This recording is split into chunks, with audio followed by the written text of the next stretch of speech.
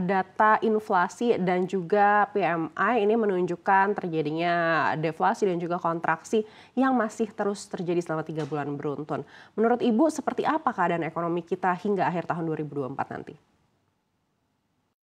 Ya, jadi sebetulnya memang kita masih ada optimisme ya bahwa ekonomi kita masih bisa survive di tengah berbagai tekanan.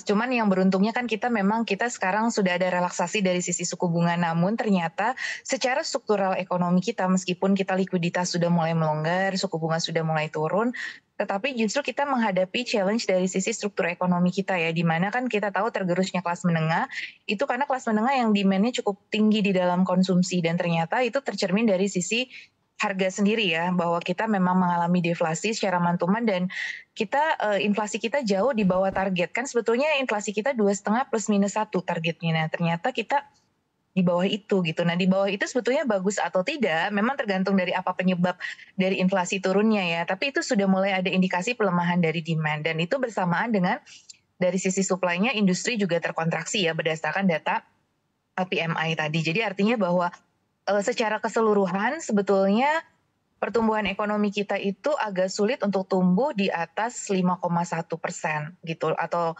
ya kalau mempertahankan 5 itu mungkin masih bisa, tapi kalau misalkan di atas 5 dengan melihat data-data terakhir, itu agak challenging gitu di situ. Jadi artinya bahwa fenomena makan tabungan, tergerusnya daya beli kelas menengah, itu juga tercermin dari sisi harga yang mengalami deflasi tadi gitu. Jadi memang, ada keterkaitan di situ antara, indikator-indikator makroekonomi yang muncul dengan kondisi di masyarakatnya sendiri, seperti itu. Nah, itu juga kita melihat bahwa, ya artinya profil pertumbuhan ekonomi sepanjang 2024 ini tidak bisa diharapkan untuk beyond yang biasa kita 5 sampai 5,1, 5,2 seperti itu. Karena ya itu tadi, dari sisi tren inflasinya sendiri, ya sebetulnya inflasi yang rendah itu bagus, tapi kerendahan di bawah target itu juga suatu signal yang perlu diwaspadai, seperti itu. Baik, Ibu Telisa, kalau kita melihat kondisi ini terjadi pertama kalinya sejak krisis tahun 1998. Apakah ini artinya krisis daya beli ini sebenarnya sudah ada di depan mata? Sebesar apa risikonya dan bagaimana kita harus menanggapi kondisi ini?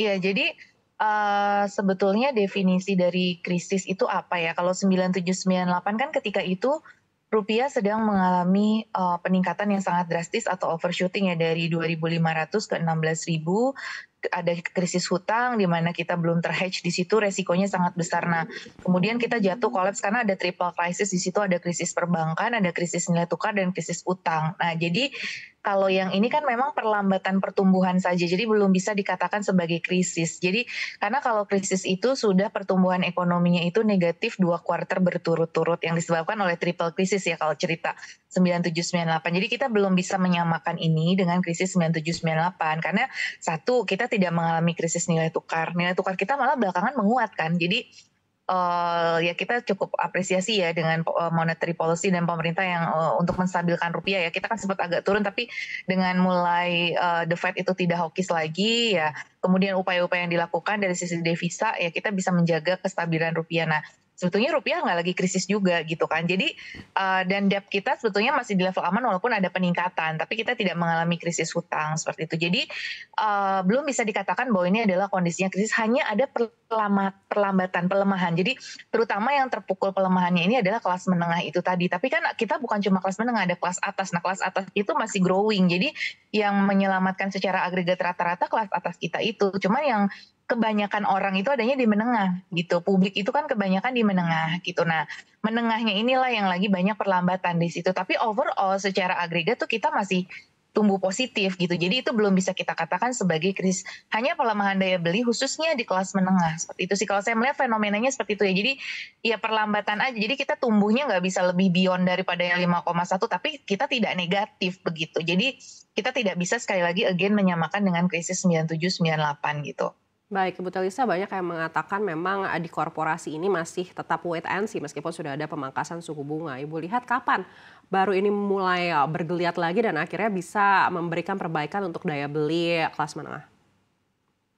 Ya, saya lihat korporasi sedang wait and see nanti kabinet ya, utamanya. Jadi melihat bagaimana, plan-plan ke depan dari kabinet, terutama khususnya di bidang ekonomi, kepastian berusahanya seperti apa, perizinannya, program-program yang akan diusung gitu. Jadi korporasi belum bisa terlalu bikin rencana-rencana yang gimana, mereka ingin lihat dulu nih, menteri ekonominya siapa, menteri-menteri di bidang ekonomi, tim ekonominya seperti apa gitu. Jadi arah-arah kebijakannya seperti apa, walaupun memang sudah ada RPJMN dan RPJP, tapi bagaimana pengejawantahan dari Astacita gitu ya dalam realitasnya itu seperti apa. Jadi kalau saya sih melihat mungkin akhir tahun ini masih menunggu, karena kan proses kelembagaan masih akan berlangsung ya, konsolidasi kelembagaan baru dengan tim yang baru begitu, itu biasanya masih butuh proses. Nah kemudian nanti setelah lembaga baru, kementerian baru terbentuk ataupun reorganisasi kementerian itu juga, kemudian dengan menteri-menterinya dan timnya, itu kemudian nanti kan akan meluncurkan kebijakan-kebijakan biasanya, entah itu undang-undang baru atau perpres baru atau apa. Nah, korporasi itu sangat membutuhkan terkait itu.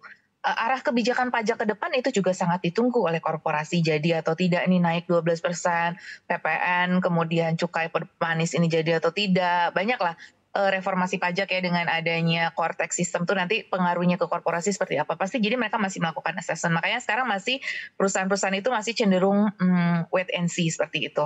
Baik, tapi setelah nanti kabinet diumumkan, Ibu Telisa, apakah menurut Ibu ini juga bisa langsung agresif dan baru kita lihat hasilnya ini di akhir 2024, atau menurut Ibu tetap masih akan bertahap menunggu hingga di 2025 nanti ketika semuanya lebih stabil? Iya benar Mbak Anneke, kalau saya sih melihat lebih ke jawaban yang kedua ya, bahwa bertahap gitu. Jadi tentu kan walaupun prinsipnya oke gas, tapi kan gas juga ada ininya ya, kenaikannya kan nggak mungkin langsung ke 150 kilometer per jam, misalkan gas juga kan ada tahapannya, kita naik-naik itu ngelihat kondisinya.